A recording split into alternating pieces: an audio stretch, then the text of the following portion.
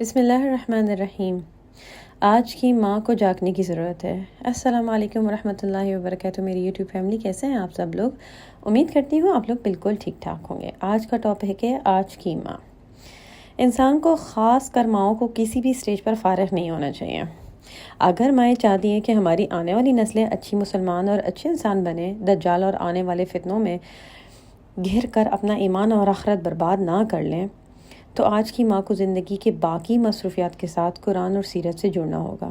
جیسے ہم زندگی کے باقی کاموں کو ساتھ ساتھ لے کر چلتے ہیں تاکہ وقت ضائع نہ ہو، اسی طرح ہمیں قرآن اور سیرت کو سیکھنے کے لیے بھی فارغ وقت کا انتظار نہیں کرنا چاہیے۔ فارغ وقت کبھی نہیں آئے گا، یہاں تک کہ موت آ جائے گی۔ اس کے مختلف مراحل ہیں۔ پہلا قدم، قرآن کو ترجمے سے پڑھنا شروع کر کے سیرت کی سادہ کتاب پڑھنا شروع کریں۔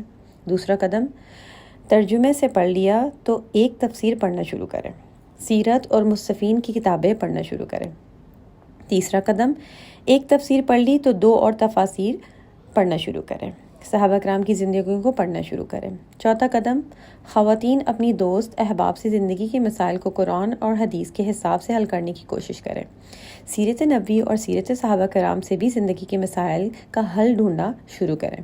پانچواں قدم، 2-3 تفاسیر پڑھ لی ہیں تو قرآن کا لفظی ترجمہ پڑھنے کی کوشش کریں۔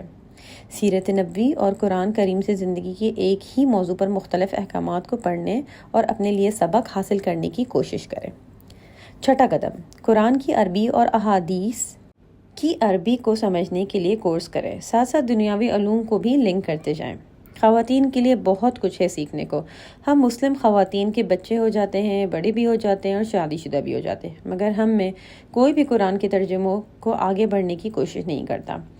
اگر آج ہماری اولادیں جس حال اور رویوں کو اختیار کیے ہوئے ہیں، اس کی سب سے بڑی وجہ یہی ہے کہ خواتین نے قرآن اور سیرت کو فارغ وقت کے لیے رکھ چھوڑا ہے کہ جب فارغ ہوں گے تب کریں گے، اور وہ فارغ وقت کبھی بھی نہیں آتا۔ اس لیے آج سے ہی ہم ماؤں کو اپنی ذمہ داری کا احساس کرنا شروع کرنا چاہیے۔ وہ حدیث ہے نا، ہر انسان اپنی قوام کا ذمہ دار ہے۔ ہم مائیں اپنے شوہر، اپنے بچوں اور اپنے آنے والی نسلوں کی تربیت کے لیے ذمہ دار ہیں۔ ہم نے ان کا حساب دینا ہوگا۔ ہم ماؤں نے کبھی سوچا ہے کہ ہم ماؤں کے قدموں کے نیچے جنت اپنے بچوں کو صرف اچھا کھانا بنانے اور اچھا پہنانے اور اچھی تعلیم دینے کی وجہ سے ہے؟ نہیں، ہرگز نہیں، بلکہ ماؤں کے قدموں کے تلے جنت ان کو دین کی تعلیمات اور احکامات سکھانے کے لیے ہے۔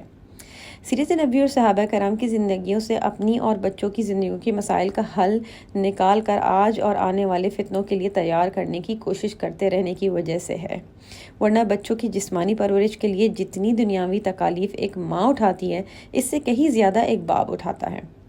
ایک ماں اپنے گھر کے محفوظ ماحول میں بچوں کو 7 سال تک مشکل وقت گزارتی ہے۔ اس کے بعد ان کے نہلانے، دہلانے، کھلانے، پلانے اور پڑھانے سے کافی حد تک فارغ ہو جاتی ہے، کیونکہ اس کے بعد بچہ خود تھوڑا بہت کام کرنا شروع کر دیتا ہے، خود سے تھوڑا پڑھنا شروع کر دیتا ہے۔ 12 سال تک جو بچے خود پڑھنا بھی شروع کر دیتے ہیں، ماں کی ذمہ داری کا بوجھ تقریباً کچن تک محدود ہو جاتا ہے، کیونکہ ماسیاں کپڑے دھونے، استری کرنے، صفائی کے لیے آ رہی ہوتی ہیں۔ بچہ اپنا کام خود کرنے کے قابل ہو چکے ہوتے ہیں، جبکہ ایک باپ بچوں کے پیدا ہونے سے لے کر اپنی قبر میں جانے تک اپنی بیوی، بچوں کے لیے گھر، سہولیات اور ضروریات، زندگی، بچوں کی تعلیم، شادیاں، جائیداد اور گھر کا خرچہ چلانے کے لیے آخری سانس تک محنت کرتا ہے۔ اگر دیکھا جائے تو ایک باپ کی محنت ایک ماں سے زیادہ ہے، پھر جنت ماں کے قدموں تلے کیوں ہے؟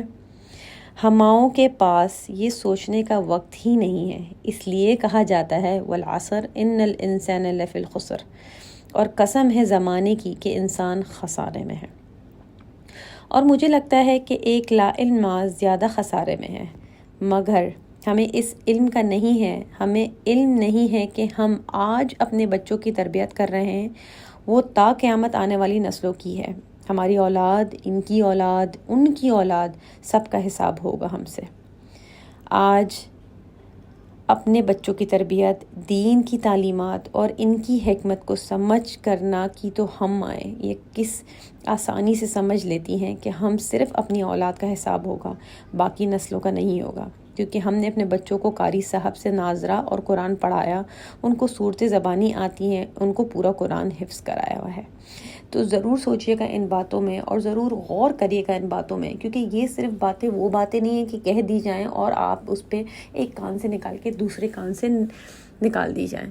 ان پہ ان کو غور ضرور کیجیے گا، ان پر عمل کریں، کیونکہ واقعی میں ہم عورتوں کی، ہم ماؤں کے ہاتھوں میں ہے اگلی پوری نسل۔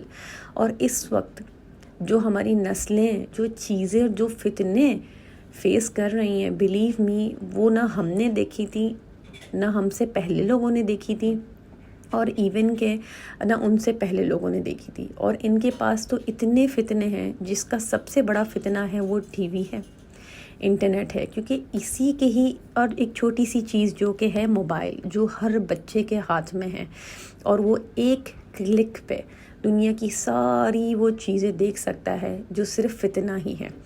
بہت کم لوگ ایسے ہیں جو اس انٹرنیٹ کو، یا آپ موبائل کہہ لیں یا ٹی وی کہہ لیں یا ٹیبلٹ کہہ لیں، صحیح طریقے سے یوٹیلائز کر رہا ہے۔ بہت سے پیرنٹس اس جدوجہد میں ہیں اور اس کشمکش میں ہیں کہ دیا جائے یا نہ دیا جائے، دیا جائے تو کتنا دیا جائے، نہ دیا جائے تو کتنا نہ دیا جائے۔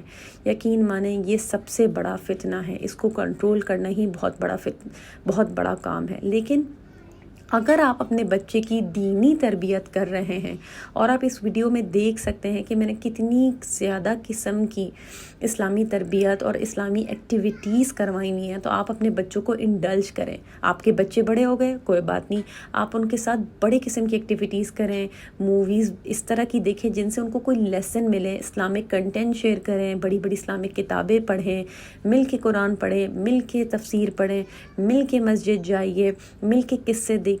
اور صحابہ کرام کے اتنے سارے تو سٹوریز ہیں، وہ تھوڑے بڑے لیول کی کتابوں میں ہیں، آپ وہ پڑھیں، سنیں، ان کو ویڈیوز ان سے بنوائیے کہ آپ کسی بھی ٹاپک پہ قرآن سے یا قرآن میں جتنے لیسن ہیں، یہ کتنی دعائیں ہیں، جیسے کہ آپ یہ دیکھ سکتے ہیں کہ یہ بچے کپڑے پہننے کی دعا سیکھ رہے ہیں۔ پہلے ہم نے سیکھا اس کو پڑھ کے، پھر ہم نے اسے دیکھا، پھر ہم نے اس کی سٹوری سنی، پھر ہم نے اس کی کلرنگ کی، پھر اس کے بعد ہم نے اس کی ایکٹیویٹی کی، جس کے دوران میں بچوں نے یہ دعا ریسائٹ بھی کی، اور بچوں کو بڑا مزہ بھی آیا اس ایکٹیویٹی کو کرتے ہوئے، اور انہیں گھر جا کے اس ایکٹیویٹی کو امپلیمنٹ کیا۔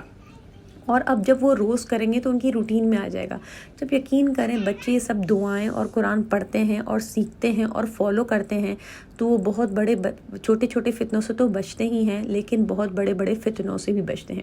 اور یہ ماں کا زیادہ رول ہے اس چیز کو ادا کرنے میں، کیونکہ باپ جو ہوتا ہے وہ صبح جاتا ہے، رات آتا ہے۔ آپ ایسا کر سکتے ہیں کہ عشاء کی نماز میں بچوں کو باپ کے ساتھ لگائیے، یا جس دن چھٹی ہوتی ہے اس دن مل کے کوئی فیملی ایکٹیویٹی کر لی جائے، جس میں چھوٹے بچوں کے لیے تو بے تحاشا ایکٹیویٹیز ہیں، بڑے بچے جس گھر میں ہیں تو وہاں پر ڈسکشن کیے جائے، پھر ایک دوسرے سے کویشچن بازی کیے جائے، پھر اس کے بعد اگر بڑے بچے ہیں اور چھوٹے بچے ہیں تو بڑے بچوں کو بتائیے کہ چھوٹے بچوں کو آپ نے کیسی چیزیں سکھانی ہیں، ان سے ساتھ کیسے ڈسکشن کرنا ہے، سوتے وقت تھوڑی سی باتیں کریں بچوں سے، ڈسکشن کریں بچوں سے۔ یقین مانیں آپ کے بچے آپ کا جو ہے نا، وہ کہتے ہیں نا صدقہ جاریہ ہے، ون آف دا صدقہ جاریہ جو ہے نا وہ آپ کا بچہ ہے، کہ آپ نے اپنے بچوں کو کیا سکھایا۔ وہ بچہ جو ہر وقت ٹی وی، گیم اور الٹی پلٹے کاموں میں مبتلا ہے، وہ آپ کے لیے دعا کرے گا، یا وہ بچہ جو دین سے جڑا ہوا ہے اور دنیا میں چل رہا ہے وہ آپ کے لیے دعا کرے گا؟ تو اس بات کو ضرور، اس چیز کو ضرور غور کیجیے گا اور اس پہ عمل کیجیے گا۔ اور میں آپ سب ماؤں سے بہت ریکویسٹ کرتی ہوں کہ بچوں کو احسان یا بچوں کو وہ نہ سمجھے کہ کیا بچے ہم پہ مسلط ہو گئے، نہیں، بچے جو ہے اللہ تعالیٰ کی طرف سے تحفہ ہیں، اور بچے جو ہے نا وہ آپ سے قیامت کے دن حساب لیں گے۔ تو بس آج کی ویڈیو میں اتنا ہی، اپنی سسٹر کو اجازت دیجیے، ملتے ہیں اپنے اگلے ویلاگ میں۔ ٹل دین ٹیک کیئر فار سیلف، مع السلامہ، اللہ حافظ۔